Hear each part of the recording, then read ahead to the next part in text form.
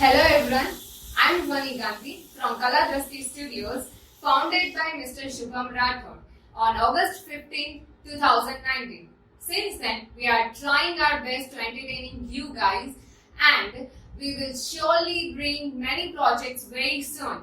And guess what? One of them is Dhai Akshar Prem Ke, જેમાં અમારી સાથે જોડાણા છે Mr. Jayprakash Joshi. He is our team member. Then Mr. Kalpit Joshi, he is owner of Dream Studio, and Mrs. Kinchal Patel. She won the title of Mrs. Gujarat 2022. તો ચાલો આજે આપણે જે વાત કરવાની છે તે છે પ્રેમ શું છે અને તે આપણે એમની પાસેથી જાણીશું. તો સ્ટાર્ટિંગ વિથ યુ મેમ, પ્રેમ શું છે? મારી દ્રષ્ટિએ હું જો પ્રેમ એટલે કહું ને તો પ્રેમ બે વ્યક્તિ વચ્ચેનું એક એવું બંધન છે કે બે દિલને જ નહીં પણ બે આત્માને જોડે છે, બે આત્માને કનેક્ટ કરે છે. પ્રેમ ખાલી બે વ્યક્તિ કે બે સંબંધ વચ્ચેની વાત નથી. પ્રેમ એટલે બે આત્માનું મિલન છે ને એ વાત છે. સો right, your point of view?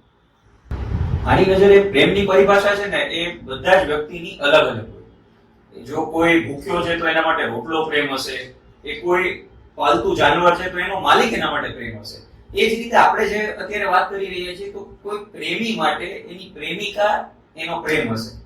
અને એમાં પણ સવારે ઉઠતા ભેગો જે ચહેરો જોવાનું મન થાય, જેને સાંભળવાનું મન થાય, એવું વિચાર આવે કે જેને હું સાંભળી શકીશ આખું જીવન, જેનો હાથ પકડીને ચાલવાની હિંમત છે મારામાં, પછી ભલે રસ્તામાં કોઈ પણ કાંટા આવે, કોઈ પણ ધગધગતો તડકો આવે, પૂર આવે, હું એનો હાથ છોડીશ નહીં. આ હિંમત છે પ્રેમ. ઓકે, તો તમે જે પ્રેમનો અર્થ આપ્યો કે તમારા માટે પ્રેમ શું છે, તો હું કલ્પિતભાઈને પૂછીશ કે ઈ પ્રેમ છે ઈ અનકન્ડિશનલ લવ છે, કન્ડિશનલ લવ છે, મતલબ ઈ શું છે? આ પ્રેમમાં કોઈ કન્ડિશન નથી હોતી. મારી નજરે પોઈન્ટ ઓફ વ્યૂ થી એમ કહું કે આપણે કન્ડિશન રાખીએ, અમુક બંધનોમાં કન્ડિશન હોય છે, બટ પ્રેમ એક એવો બંધન છે કે એમાં ખાલી સામેવાળા પાસેથી કોઈ આશા નથી આપણે રાખતા કે આપણે રિટર્ન આપણને મળે. જેટલો આપણે પ્રેમ એને આપીએ છીએ એ પ્રેમ આપણને રિટર્ન મળે. અને ઘણીવાર ઘણા બધા એવા પ્રેમમાં એવું હોય છે કે જ્યાં કન્ડિશન્સ હોય છે, તો એમાં તમારું શું કહેવું છે? એ બાબતે હું એવું માનું છું કે જેવી રીતે કલ્પિતભાઈ વાત કરી કે અનકન્ડિશનલ લવ હોય, એવા સંબંધ હોય કે જેમાં કોઈ શરતો ના હોય, બટ મારી દ્રષ્ટિએ એવો કોઈ સંબંધ જ નથી કે જેને આપણે અનકન્ડિશનલ લવ ની અંદર ડિફાઇન કરી શકીએ. આજકાલ બધા જ સંબંધોની અંદર કંઈક ને કંઈક શરતો સાથે પ્રેમ કરવામાં આવે છે. તમે સાવ સાધારણ ઉદાહરણ માં અને દીકરાનું પણ લઈ લો. અત્યારે એટલો પ્રેક્ટિકલ સમય છે કે માં અને દીકરાના સંબંધની વચ્ચે પણ એ પ્રેમની વચ્ચે પણ કન્ડિશન હશે. પણ ઘણા બધા જે વ્યુઅર્સ છે એમાંથી ઘણા બધા એવું વિચારતા હશે કે પ્રેમ અનકન્ડિશનલ લવ છે. એન્ડ મેમ, હમણાં એવું હોય છે કે જ્યારે પણ ઝઘડો થાય કપલ્સમાં ત્યારે એવું કહે છે કે તું પહેલા જ કેમ ના સમજી ગયો, એમ મારે કેમ તને કેવું પડે, એમ તારે પહેલેથી જ સમજી જવું જોતું હતું. તો એમાં તમે શું કહેશો? કે જો હું એમ કહું છું કે સાચા રિલેશનશિપને ટકાવી રાખવો હોય ને આપણે, તો એકબીજાની હારે બહેસ કરવા કરતા છે ને એકબીજાની વચ્ચે અન્ડરસ્ટેન્ડિંગ રાખવું જોઈએ. અન્ડરસ્ટેન્ડિંગ જેટલું તમે રાખશો ને એટલા રિલેશનશિપ તમારા વધારે ટકશે. સામેવાળી વ્યક્તિ આપણને કહે છે નથી કહેતા, ઇટ ઇઝ ઓકે, બટ જો તમારે સામેવાળી વ્યક્તિની માટે ટ્રુ લવ છે, તમારી પાસે ટ્રુ એક સાચો પ્રેમ છે ને, તો લેટ ગો કરતા શીખો. તમે લેટ ગો કરશો ને તો સામેવાળી વ્યક્તિ ઓટોમેટિકલી લેટ ગો કરશે તમારા માટે. જો ફીલિંગ્સ તમારી ટ્રુ હશે તો. ના, એબ્સોલ્યુટલી રાઈટ. તમે શું કહેશો? એ બાબતે હું એમ કહીશ કે જે તમે સવાલ પૂછ્યો એકવાર સવાલ રિપીટ કરજો પ્લીઝ. હા, એમ કે જ્યારે ઝઘડો થાય ત્યારે બંનેમાંથી કોઈક એવું તો કે જ છે કે શું કામ એમ મારે બોલવું છે, તું પહેલેથી કેમ ન સમજી ગયો, એમ. બરાબર, પહેલેથી સમજો કેમ ભાઈ એ અંતર્યામી છે, શા માટે પહેલેથી સમજે, અને શા માટે તું નહીં બોલે, કેમ આ બાબતમાં ઈગો વચ્ચે આવે છે, કેમ સામે સામે બેસીને રૂબરૂ નથી સોર્ટ આઉટ કરી શકતા. એ નથી થતું, એના લીધે પ્રશ્ન ક્યાં આવીને અટકે છે? સંબંધ તૂટ્યો, અને આ બાબતે મેં 2 લાઈનો લખી હતી કે ન બોલવાના કારણે જ્યારે મનમાં અઝમ્પશન્સ થઈ ગયા અને હું નહીં કહું એ સામેથી નહીં સમજે ત્યાં સુધી અને જે સિચ્યુએશન ઊભી થાય ને એ કંઈક મેં 2 શબ્દ એના માટે એવા લખ્યા હતા કે જો था वो चला गया छोड़कर चलो कोई बात किताब खुली थी कहानी अधूरी थी सवाल भी लिखा था और कलम भी पड़ी थी कम वक्त ना जवाब लिख कर गया ना कहानी पूरी નાઇસ. આ એ જ વસ્તુ સમજાવવા માટે લખેલું છે કે તમે કંઈક કહી દેશો તો વાતનું સોલ્યુશન આવી જશે ને સંબંધ બચી જશે કે ચાલો કોણ સાચું કોણ ખોટું એ મેટર નથી કરતું પણ સંબંધ તો તમારો બંનેનો છે ને તો એવી જીદ અને એવો ઈગો રાખીને શું છે કે હું નહીં કહું તું જ કે અથવા તો હું સમજાવીશ નહીં તું તારા મનથી સમજ. અને ઝઘડો થયા પછી પણ બંને એવું એક્સપેક્ટ કરે છે કે પેલા ઈ મને સોરી કહેશે, પેલા ઈ મને મનાવશે, પેલા ઈ મને આવું કરશે, પેલા ઈ મને, તો ઈ જે પહેલાની જો ઈ રમત છે ને એમાં જ ક્યારેક અમુક સંબંધો તૂટી જાય છે. તો મારું તમને પૂછવું છે કે તો ઈ પ્રેમને ટકાવી કેમ રાખવો? પ્રેમમાં જેમ જેબીભાઈએ કીધું કે ઈગો અમુક ટાઈમ પછી લડવા માંડે છે બટ રિલેશનશિપને ટકાવવા માટે કે જ્યારે 2 પર્સન વચ્ચે એક મિસઅન્ડરસ્ટેન્ડિંગ કે કોકને પ્રોબ્લેમ થતો હોય કે આ માણસ મને ટાઈમ નથી આપતો કે રિપ્લાય નથી કરતો તો ઈ માણસને બીજા માણસ પાસે પહોંચીને એમ કહેવું છે કે આપણે બેસીને વાત કરીએ. Communication is the key. એ મારો પોઈન્ટ ઓફ વ્યૂ છે. અને ઇન કેસ લોંગ ડિસ્ટન્સ હોય તો કઈ રીતે પ્રેમને ટકાવી શકાય? જ્યારે લોંગ ડિસ્ટન્સ હોય ત્યારે અગેન વાત ધીરજ ઉપર આવીને ઊભી રહી જાય છે અને હું એવું માનું છું કે સાચા મહિનામાં પ્રેમને જીવનભર ટકાવવા માટે દૂરી જરૂરી છે. વેધર લોંગ ડિસ્ટન્સ છે કે નથી બટ તમારે દિવસમાં 2 વાર મળવાનું કે વાત કરવાની જરૂરી ના હોવી જોઈએ. તમે કદાચ એક જ સિટીની અંદર એક જ ટાઉનની અંદર રહો છો કે એક જ બિલ્ડિંગની અંદર પણ રહો છો તો પણ તમારે you should maintain proper distance. તમારે દિવસમાં 2-3 વાર વાત થાય છે 5-6 મિનિટ તો એમાંથી જ સંતોષ માનવો જોઈએ. નહીં તો શું થશે કે શરૂઆતમાં એટલી વાતો કરી લેશો કે પછી એક ટાઈમ પીરિયડ પછી તમારી પાસે વાતો નહીં વધે અને પછી કંટાળશો ને ત્યારે એમ થશે કે મને મેસેજ નથી કરતો કે એ મને જવાબ નથી દેતી, એના રિપ્લાય ટૂંકા થઈ ગયા છે કે એના ફ્રેન્ડ સાથે જ હોય છે. આ બધા ક્વેશ્ચન થશે. સો શરૂઆતથી જ રિલેશનને સાચવવા માટે પ્રેમને ટકાવી રાખવા માટે એની અંદર દૂરી જરૂરી છે. એટલે તમારે એક્ઝેક્ટલી ટાઈમ એન્ડ સ્પેસ. અને તમે જે કીધું એ પ્રમાણે હું કહું ને કે લોંગ ડિસ્ટન્સ છે તો વેલ એન્ડ ગુડ છે. જો લોંગ ડિસ્ટન્સ છે ને તો પણ તમે ફોન થ્રુ કનેક્ટેડ ના રહો. તમે જેટલી ઓછી વાતો શરૂઆતમાં કરશો ને એટલો પ્રેમ ગાઢ બનશે. હા, પણ જ્યાં સાચો પ્રેમ હશે ત્યાં લોંગ ડિસ્ટન્સ હોય કે તમે એક જ ટાઉનમાં રહેતા એનાથી કઈ ફેર નહીં પડે. અન્ડરસ્ટેન્ડિંગ હશે, ધીરજ હશે અને આ બધું ડેવલપ કરવું પડે. બધાની અંદર ના હોય. અત્યારની જનરેશન પાસેથી આપણે કઈ વસ્તુ આવી એક્સપેક્ટ ના કરી શકીએ. આ ડેવલપ કરવું પડે. જો સામેવાળામાં આ વસ્તુ નથી તો તમારે ટીપીને એને આપવી પડે અને તમારામાં નથી તો એને તમારી પોતાની અંદર કેળવવી પડે. નહીં તો તમારે એક નહીં કોઈ પણ રિલેશનમાં વાંધો આવે. તમારા ફ્રેન્ડ્સના, તમારા કઝિન્સના, સિબ્લિંગ્સના બધા રિલેશનમાં પ્રોબ્લેમ થાય. તો અગર પ્રેમ ના મળ્યો તો એના માટે શું? પ્રેમ જો તમારી સાઈડથી આ એક એવો પ્રશ્ન છે કે આમાં 2 ટાઈપના આપણે આન્સર્સ કાઢી શકીએ કે આ ક્વેશ્ચન આપણે 2 સાઇડેડ રિલેશનશિપમાં આપણે જોઈએ છે કે કેમ છે ઈ જોઈએ અને બીજો એમાં પોઈન્ટ નીકળે કે વન સાઇડેડ હોય. એટલે કે વન સાઇડેડ જો 2 સાઇડેડમાં તો હાલો જો આપણે નો મળ્યો કે કોઈ ફેમિલી ઇશ્યુ આવી ગયો કે 2 પાર્ટનર વચ્ચેનો કંઈક પ્રોબ્લેમ આવી ગયો તો એનાથી નો મળ્યો. વન સાઇડેડમાં તો એક માણસથી જ હોય, એક માણસ તરફથી જ બધું હોય કે પ્રેમ ઈ આપે, ટાઈમ ઈ આપે, કેર ઈ કરે અને નો મળે તો પછી હવે એની પાસે 2 ચોઇસ છે કે કાં તો ઈ ગિવ અપ કરી દે કાં તો કે હવે મૂકી દે આ લાગણી બધી કાપી નાખે ને એવું બધું અને ડિસ્ટન્સ કરી દે. બટ અને બીજો એક ઓપ્શન હોય કે રાહ જોવે કે એક ટાઈમ સુધીની રાહ જોવે કે હવે હું એને કહી દઉં મારા દિલની વાત કહી દઉં કે આ ટાઈમ આવી ગયો. But E most of one sided lovers મારા પોઈન્ટ ઓફ વ્યૂ મેં જ્યાં સુધી જોયું છે કે ઈ કહી નથી શકતા. એવું ઘણો પ્રશ્ન આવે છે કે રિજેક્શન ને બીક લાગે કે હું નથી કહી દઈશ નહીં ના પાડી દેશે તો હું કેમ આગળ વધીશ. એટલે ઈ પોઈન્ટ છે. બટ આમ જનરલ જો ક્વેશ્ચન જોવા જાવ ને કે આપણે આનાથી આગળ કેમ વધીએ, તો એનો આન્સર સિમ્પલ છે કે તમે ન વધી શકો. તમે ભૂલાવાની એની કોશિશ કરો કે આ મારો પ્રેમ હું એને ભૂલાવી દઉં છું, બટ એ ભૂલાય નહીં. એમાં અમુક પાર્ટ્સ હોય કે તમે ભૂલાવી શકો, but not the whole thing. તમે આખી વસ્તુ ન ભૂલાવી શકો કે આ મારો એક હતો એ સમય પ્રેમ અને હું ભૂલી ગયો, એવું ન થાય. એ ક્યાંક ને ક્યાંક તમારી અંદર નાનો એવો હિસ્સો યાદ કરી દે. પણ પ્રેમ ના મળ્યો તો શું ક્યારે બીજો પ્રેમ નહીં મળે એવું હોય કે ના તમને સાચો પાર્ટનર તો મળી જ જાય લાઈફમાં? બસ એ જ વાતો કરું, તમારી વાતને ડિસએગ્રી કરીશ. તમે જે કીધું ને કે ના ભૂલી શકાય ક્યારેય પણ અમુક વસ્તુઓ યાદ આવે, હા એ વસ્તુ છે કે વાત યાદ આવે, કોઈની કહેલી વાત યાદ આવે. એક ટાઈમ લાગે જ્યારે તમે કોઈ પણ સંબંધને મૂકવાનું વિચારો છો અથવા તો મૂકી દો છો. તમે જેમ કીધું કે પ્રેમ નથી મળતો, ન મળવાના ઘણા કારણો છે.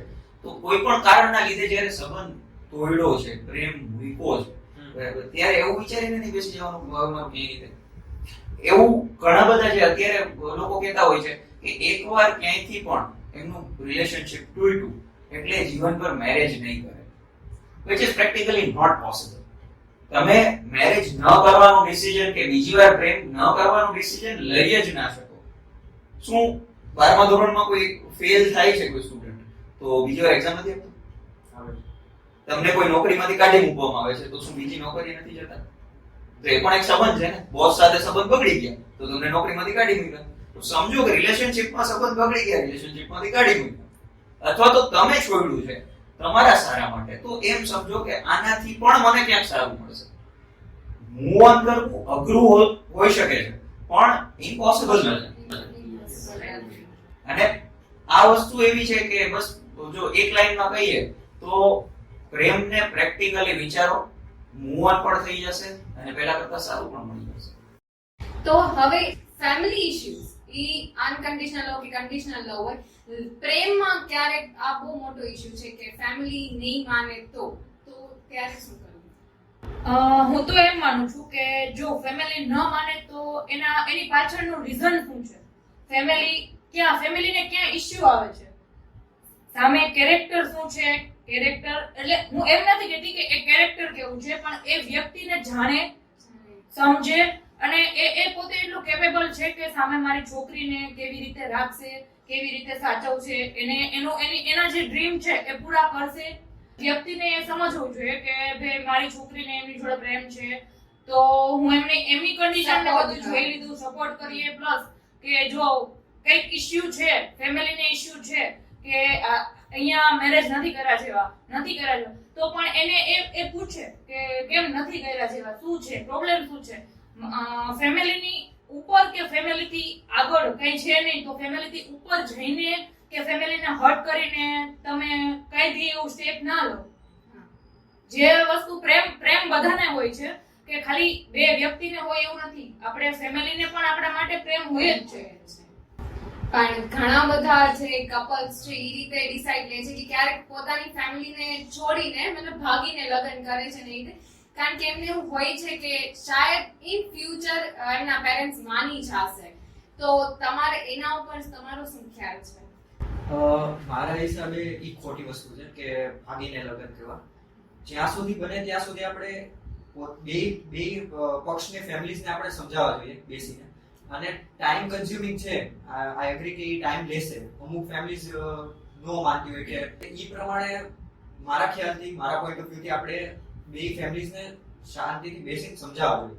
અને ભલે ટાઈમ લે તો એને આપણે કહેવાનું કે તમે ટાઈમ લો તમારો કે વિચારો, બટ અમે તમારી રાહ જોઈએ, અમે તમારા ઓપિનિયનનો રિસ્પેક્ટ કરીએ છીએ. Of course right. આ તમે જે કીધું ને એ સાચી વાત છે. ક્યારેક એવું થાય કે પ્રેમ થઈ ગયો છે પણ ઇઝહાર કેવી રીતે કરવો અને એ ના ખબર પડે, તો એના માટે શું કહેવું છે તમારું? સૌથી પહેલા તો હું એમ કહીશ કે એ પ્રેમને ઓળખતા સમય લેવો જોઈએ. તમે જે કીધું કે પ્રેમ થઈ ગયું છે ખબર પડી ગઈ છે, આજકાલ લોકો છે ને ભૂલ કરે છે કે એને એમ થાય છે કે લવ એટ ફર્સ્ટ સાઇટ મને થઈ જ ગયો છે. એ હું આની પહેલા પણ મારા વિડીયોઝ ની અંદર કહી ચૂક્યો છું અને હજી કહીશ કે કોઈ દિવસ લવ એટ ફર્સ્ટ સાઇટ જેવું નથી હોતું. That is only attraction. પહેલી નજરમાં હંમેશા એટ્રેક્શન જ થાય. હવે આ એટ્રેક્શન ને પ્રેમ સમજી અને ઇઝહાર સીધો કરી લેવો, મતલબ કે આજે મળ્યા, કાલે કોફી પીધી, પરમ દિવસ જઈને કહી દેશે that I love you. એ વસ્તુના લીધે બંને વચ્ચે ડિસ્પ્યુટ્સ થાય. કદાચ ચાલો સામેવાળાને પણ એ જ રીતનું અટ્રેક્શન હશે તો એ હાઈ પાડી દેશે, કેમ કે એક એજ સુધી 18 વર્ષ 19 વર્ષ 20 વર્ષ અત્યારના આપણે જોઈએ છીએ પ્રેક્ટિકલ લાઈફમાં આ વસ્તુ થાય છે. મારું કહેવાનું એમ છે કે ઇઝહાર કરવા માટે પહેલા જાણો, ઓળખો એનો સ્વભાવ કેવો છે, એનો ગુસ્સો કેવો છે, તમે એનો ગુસ્સો સાચવી શકશો કે નહીં સાચવી શકો. જ્યારે તમને ખ્યાલ છે કે મારું પાર્ટનર આવી ભૂલો કરે છે એની લાઈફમાં, એનો ગુસ્સો આવો છે કે એ બધા સાથે સંબંધો બગાડી નાખે છે, પણ હું એને એવું નહીં કરવા દઉં, આ શ્યોરિટી જ્યારે આવે ને ત્યારે ઇઝહાર કરો. રાઈટ. એટલે ઇઝહાર ઇન શોર્ટ ત્યારે કરવાનો જ્યારે તમને એવું લાગે કે સામેવાળી જે વ્યક્તિ છે એની સાથે તમારા વિચારો મળે છે, તમારી વાઇબ્સ મળે છે, તમે એકબીજાને હવે જાણી લીધું છે કે ના અમે બંને જિંદગીભર અમે એકબીજાને સાચવી લઈશું, એકબીજાને સાથ આપશું, ત્યારે જ ઇઝહાર કરવો જોઈએ. એક્ઝેક્ટલી. લવ બને ને ત્યારે કરાય, અટ્રેક્શન હોય ત્યારે ઇઝહાર ના કરાય. સ્ટ્રેટ એન્ડ ક્લિયર પોઈન્ટ છે. અટ્રેક્શન છે તો નહીં કહેવાનું, લવ બને ત્યારે કહેવાનું. સો મેઇન તમે જે હમણાં કીધું અટ્રેક્શન, તો ક્યારેક અટ્રેક્શન ને લીધે તમે આમ એકબીજાની ફિલિંગ્સ શેર કરી દો છો, તો એ એક કારણ હોઈ શકે કે એના લીધે પ્રેમ ઓછો થાય. પ્રેમ ઓછો થવાનું કારણ એ નથી, પણ હા વહેલું કહી દેવાથી શું થશે કે અપેક્ષાઓ જાજી બંધાઈ જાય, બહુ જ નજીક આવી જાય. ઓછા સમયની અંદર તમે કોઈ કેરેક્ટર સાથે બહુ નજીક આવી ગયા છો, બરાબર, તો એ બાબતે થશે એવું કે પછી એ તમારી પાસેથી બહુ જાજુ એક્સપેક્ટ કરવા માંડશે, અને તમે જ્યારે એક્સપેક્ટેશન્સ એક સર્ટેન ટાઈમ માટે પૂરી નથી કરી શકતા. સપોઝ કરો એક દિવસની અંદર હજારો મેસેજ કરવાની આદત પાડી દીધી અને અચાનકથી એક દિવસ કંઈ કામ આવી ગયું અને આખો દિવસ મેસેજ ના થયો, તે દિવસે રાતે સીધો સામેથી મેસેજ એવો આવશે, લેટ્સ બ્રેક અપ. તે મને મેસેજ નથી કે તે મને તું મને યાદ નથી યાદ નથી કરતો. એટલે કે આ પ્રશ્ન ક્યારે થાય કે તમે પહેલેથી અપેક્ષાઓ એટલી બાંધીને રાખી દીધી છે બહુ જ ઓછા સમયમાં. નો ડાઉટ જાણવાનું મન થતું હોય શરૂઆતમાં, એટલે બહુ જ વાતચીતો ચાલતી હોય, મેસેजेस ચાલતા હોય, બટ એ વસ્તુ ના કરવી જોઈએ મારી દ્રષ્ટિએ, કે બહુ એટલું અટેચ થવાનું નહીં જ્યાં સુધી કન્ફર્મ ના થઈ જાય ત્યાં સુધી. અને અટેચ થઈ ગયા છો ને તો બી બંને પક્ષે સમજવાનું કે હશે કંઈક કામમાં હશે, વાત નથી થતી, વેધર કંઈક બીજો ટોપિક છે, ગુસ્સો કરી લીધો, યસ, આ બધી વસ્તુ મેટર કરે છે. ધીરજ એક રિલેશનશિપને ટકાવી રાખવા માટે ધીરજ જોઈએ, જે નથી. તો પ્રેમ ઓછું થવાનું કારણ શું હોઈ શકે? પ્રેમ એક હેલ્ધી રિલેશનને ટકાવવા માટે 3 વસ્તુ, જેમ જેપીભાઈ કીધું કે ધીરજ હોવી જોઈએ, it is most important, I would agree. But એની સાથે સાથે જે મેઇન તમે રિલેશનશિપમાં છો અને એ રિલેશનશિપને બે બાજુથી તમારે એક હેલ્ધી રિલેશનશિપ રાખવી હોય, કન્વર્સેશન રોજ ના થાય, પછી એકબીજાની કેર કરવી, એ બધું. બટ મેઇન 3 વસ્તુ છે. પહેલી છે ટાઈમ, એકબીજાને સમય આપવો, અને બીજી વસ્તુ છે કેર, એકબીજા પ્રત્યે કેર કરવી. બટ એ એવું જરૂરી નથી કે આપણે એને દેખાડીને જ કેર થાય. અમુક નાની વસ્તુ હોય કે એને સામેવાળાને નો પણ ખબર હોય બટ આપણે કરતા હોય, એ કેર. અને ત્રીજી વસ્તુ છે ટ્રસ્ટ. હા, ટ્રસ્ટ એક એવી રિલેશનશિપનો એક પાયો છે. આપણે કહીએ તો કે એકબીજા ઉપર ટ્રસ્ટ હોય કે આ મારો અત્યારે કદાચ ફોન નથી ઉપાડતો કે નથી ઉપાડતી તો એ ક્યાં આવી છે, તો એ કે બીજે કામમાં આવી છે કે ગમે નહીં આવી છે, પણ ટ્રસ્ટ હોવો જોઈએ કે આ બરોબર લોયલ જ છે. લોયલ જ છે. તો મેમ એઝ અ ગર્લ તમારો પોઈન્ટ ઓફ વ્યૂ મેઇન જરૂરી છે કે લવ અને કરિયર બંનેમાંથી આજ ગર્લ્સને વધારે એવા ક્વેશ્ચન્સ પૂછવામાં આવે છે અને ગર્લ્સને બહુ જ ઓછી ઓપોર્ચ્યુનિટી હોય છે કે એમના લવને ચૂઝ કરે અથવા કરિયરને ચૂઝ કરે, તો તમે એમાં શું કહેશો? હું તો એમ જ કહીશ કે લવ અને કેરિયર બેને જોડે લઈને ચાલો. કેરિયર એક એવી વસ્તુ છે કે જે તમને ફ્યુચર બતાવશે, પણ જો આપણો લવ સાચો હશે, આપણા લવને કઈ પ્રોબ્લેમ નહીં હોય તો આપણે આપણા કેરિયર પર ફોકસ કરીએ તો હું એવું માનું છું કે વધારે બેટર રહેશે કે આપણે આપણા કેરિયર પર ફોકસ કરીએ અને લવને જોડે લઈને બે વસ્તુને જોડે લઈને જઈએ. કે જ્યારે લવનો સપોર્ટ મળે ને ત્યારે કરિયરમાં આગળ વધી શકાય છે અને બંને એકબીજાના સપના પૂરા કરી શકે છે. પણ ક્યારેક આવી મતલબ ઓપોર્ચ્યુનિટીઝ નથી મળતી, બેમાંથી ગમે એકને તો તમારે ગીવ અપ કરવું જ પડે છે. તો તમને અગર કોઈ બી એવો ક્વેશ્ચન પૂછવામાં આવે તો તમારું પોઈન્ટ ઓફ વ્યૂ શું હશે? કે in this topic I am not મૂકવું શા માટે, અને થોડું કોન્ટ્રોવર્શિયલ થઈ જશે એટલે એ તરફ નથી જતા કે ખાલી ગર્લને જ મૂકવું પડે, હોય છે બોયઝને બી પ્રોબ્લેમ હોય છે. સો હું આ બાબતે તમને કહું ને તો બંને સાઈડથી એ પ્રોબ્લેમ થતા હોય છે કે લવ અને કરિયર સાથે શા માટે નથી રહેતા? કે બધા જ જે આપણને ફેમિલીમાંથી બધા કહેતા હોય કે ફેમિલીમાંથી જો સપોર્ટિવ છે તો એ લોકો કહે છે કે ભાઈ ઘર ઉપર ધ્યાન દેવાય, જોબ પર અથવા તો બિઝનેસ પર ધ્યાન દેવાય ને તો કંઈ કરવાનું. જ્યારે તમે એક કોઈ પર્સનની પાછળ હોવ છો ને ત્યારે તમે બાકી બધી ચીજો પર ધ્યાન નથી દેતા. એટલા માટે સોસાયટી વર્ષોથી આપણા પૂર્વજોથી એમ કહેતા આવે છે કે ભાઈ ભેગું નહીં કરવું. શા માટે કહે છે? કે પછી ગીવ અપ કરવું નથી પણ તો થઈ જાય છે. તમારું પાર્ટનર છે એ કોઈ પણ કામની અંદર, એના કરિયરની અંદર, એના જોબ કે એની કોઈ એક્ઝામ્સની અંદર વ્યસ્ત હોય ને તો એને જાજી વાતોમાં કે જાજા ઝઘડાઓમાં ઉલઝાવીને ન રાખશો. અત્યારે જેમ મેં કીધું કે લોકોમાં ધીરજ નથી ને એટલે શું થાય છે કે વાત ન કરવાના લીધે એ લોકો છોડીને જતા રહે. હવે એક્ઝામ્સનું પ્રેશર ઓલરેડી હેન્ડલ થતું ના હોય, કરિયરનું કામનું પ્રેશર હેન્ડલ થતું ના હોય અને એમાં આ ઝઘડા એડ થાય ને પછી માણસ વધારે સ્ટ્રેસમાં આવે. તો 100% વાતને એગ્રી કરું છું કે બંને સાઈડથી એવો સપોર્ટ મળવો જોઈએ કે ક્યારેય પણ છોડીને જવાનો વિચાર ના આવે અને કદાચ વિચાર આવે છે તો એને પોતાના સુધી રાખો એટલે સામેવાળા પર ખોટો બર્ડન ના આવે. આ વસ્તુ બહુ મોટી તકલીફ કરે છે કોઈ પણ માણસના મગજ પર. કે જ્યારે એને બાકી બધી જગ્યાએથી તો તકલીફો આવતી જ હોય પણ એને જેની સાથે પ્રેમ છે એ પણ જ્યારે એને આવી વાતો કરવા માંડે ને કે હવે તું મને સમય નહીં આપતો તો હું જાઉં છું એટલે એને બધી બાજુથી પછી ભેગું થઈ જાય અને સંબંધ તો ઠીક છે પણ એ માણસ માટે બહુ ખરાબ છે. રાઈટ. હવે મારે તમને પૂછવું છે કે મેરેજ પછી પ્રેમને કેમ ટકાવી શકાય? હું તો એવું માનું છું કે પ્રેમ જો તમે કર્યો છે અને ઘણા એવી રીતે હોય છે કે પ્રેમ મેરેજ પહેલા વધારે હોય છે પછી મેરેજ પછી ઓછો થઈ જાય છે. ઈ તમે માનો છો, એ વસ્તુ તમે વિચારો છો.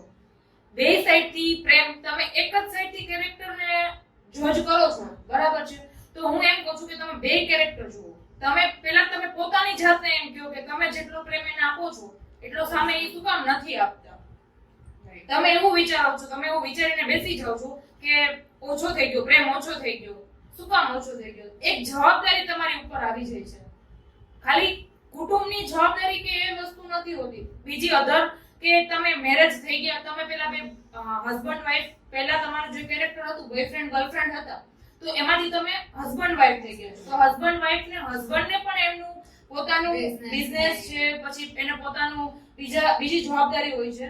તો તમે એકબીજાને અન્ડરસ્ટેન્ડિંગ કરો એમ કે એવું નથી કે બાળકો આવી ગયા પછી પણ જે પ્રેમ રે બે વચ્ચે એટલું અન્ડરસ્ટેન્ડિંગ રાખો કે એવું ન લાગે કે પ્રેમ ઓછો થઈ ગયો છે એમ.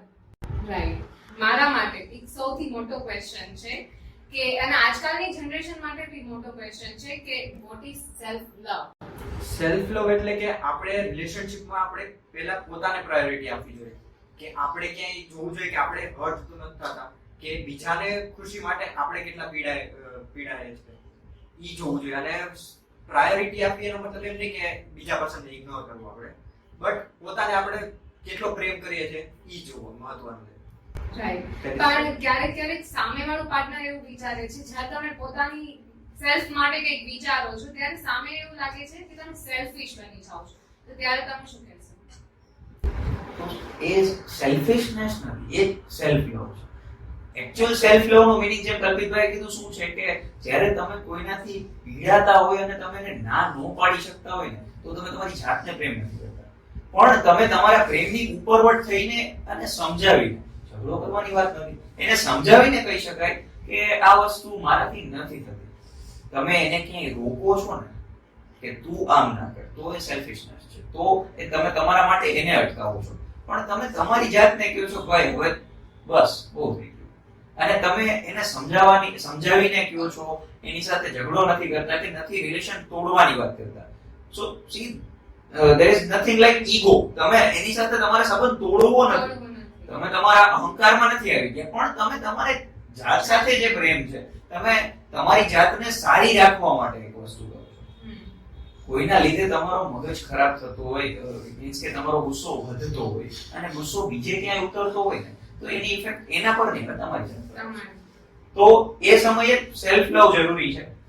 તમારા પોતાના રિલેશનશિપ વાળા કે તમારા પ્રેમીના કે પ્રેમિકાના લવ કરતા એ મારો પોઈન્ટ ઓફ વ્યૂ છે. Absolutely right. તમે પોતાની જાતને પહેલા રાખીએ ને પછી રિલેશનશિપમાં સામેવાળી વ્યક્તિની જે તમારી એક્સપેક્ટેશન છે ને એ રીતે તમે એની એક્સપેક્ટેશનને સરખી રીતે મૂકો એમ એ રીતે. સો લાસ્ટમાં હું તમને ત્રણેયને કહીશ કે તમે ત્રણેય પ્રેમ માટે તમારી બે લાઈન કહેશો. હું મારા જીવ મારો જે જીવ છે જે મને કહે છે હું એને કહું છું એના માટે હું બે લાઈન બોલું ને તો એ મને એવું કહે છે કે હું ક્યારેય પ્રેમ જતાવી નહીં શકું, પ્રેમ ક્યારેય જતાવીશ નહીં પણ નિભાવીશ જરૂર. સુખમાં ક્યારેય સાથે હોવ કે ના હોવ, સુખમાં ક્યારેય સાથે હોવ કે ના હોય પણ તારા દુઃખમાં હું તારી જોડે રહીશ. વાહ, નાઈસ. પ્રેમ બાબતે હું એટલું જ કહીશ કે જો તમારી વચ્ચે ખરેખર પ્રેમનો સંબંધ છે તો તમારો સંબંધ સિક્રેટ હોવો જોઈએ અને તમારા બંને વચ્ચે કોઈ જ સિક્રેટ ના હોવો જોઈએ. તમે પ્રેમ એક એવી લાગણી છે કે જેમાં બે માણસ બંધાયેલા હોય છે એક પ્રેમના બંધનમાં, પણ પ્રેમ એવી વસ્તુ છે કે જે પોતે બંધનમાં નથી બંધાતી. વાવ, નાઈસ. તો જેમ હવે ઓડિયન્સે આપણને ક્વેશ્ચન્સ પૂછેલા અને તમે લોકોએ તમારા પોઈન્ટ ઓફ વ્યૂથી તમે આન્સર કહેલા છે, તો ઓડિયન્સ હું તમને એવું કહીશ કે તમારા માટે પ્રેમ શું છે એ તમે અમને કોમેન્ટ સેક્શનમાં જણાવશો. તો હવે હું કલા દ્રષ્ટિ ટીમ અને કલા દ્રષ્ટિ સ્ટુડિયોઝ બેનો આભાર વ્યક્ત કરું છું કે સૌથી પહેલા જેપી ભાઈ જે કોન્સેપ્ટ અને રાઇટિંગમાં હતા અને બીજા છે કે આપણા શુભમભાઈ જે સુપરવિઝનમાં હતા આખા પોડકાસ્ટ માટે, અને જયભાઈ અને ધવલભાઈ બંને બિહાઇન્ડ કેમેરા જે કામ કરે છે તેને. અને લાસ્ટમાં હું આભાર વ્યક્ત કરીશ મિસ ધ્વનિનો કે જેમને એઝ અ હોસ્ટ આપણા પોડકાસ્ટની કમાન સંભાળી, એન્ડ મિસિસ કિંજલ કે જે પોતાના બિઝી શેડ્યુલમાંથી અમારી સાથે આ પોડકાસ્ટ માટે જોડાયા, અને કલ્પિતભાઈ થેન્ક યુ કે તમે આ કોન્સેપ્ટ મને સજેસ્ટ કરેલો અને એના ઉપર મેં રાઇટિંગ કરેલું અને પછી આપણે પોડકાસ્ટ માટે ભેગા થયા, અને આશા રાખું છું કે ભવિષ્યમાં પણ આપણે આવા પોડકાસ્ટ સાથે કરીએ. તો આ હતી અમારા તરફથી પ્રેમની પરિભાષા, અને આવા જ નવા અને અવનવા પ્રોજેક્ટ સાથે અને પોડકાસ્ટ સાથે આપણે આગળ મળતા રહેશું. Till then stay tune.